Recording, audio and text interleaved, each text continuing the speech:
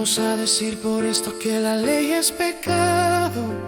Claro que no. Sin embargo, de no ser por la ley, yo no hubiera sabido lo que es el pecado. Jamás habría sabido lo que es codiciar si la ley no hubiera dicho no codicié.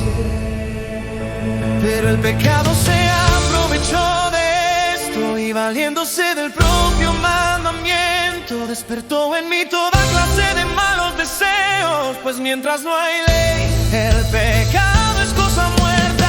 Hubo un tiempo en que sin la ley yo tenía vida, pero cuando vino el mandamiento cobró vida el pecado y yo morí.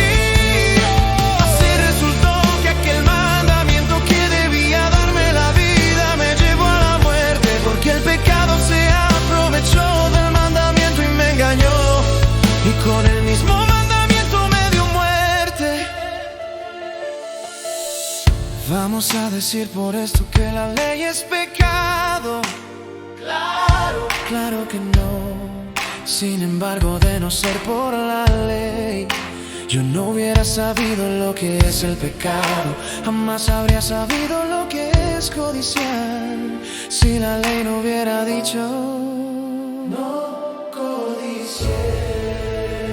Pero el pecado se aprovechó de esto y valiéndose del propio mandamiento despertó en mí toda clase de malos deseos. Pues mientras no hay ley, el pecado es cosa muerta. Hubo un tiempo en que sin la ley yo tenía vida, pero cuando vino el mandamiento cobró vida el pecado y yo morí.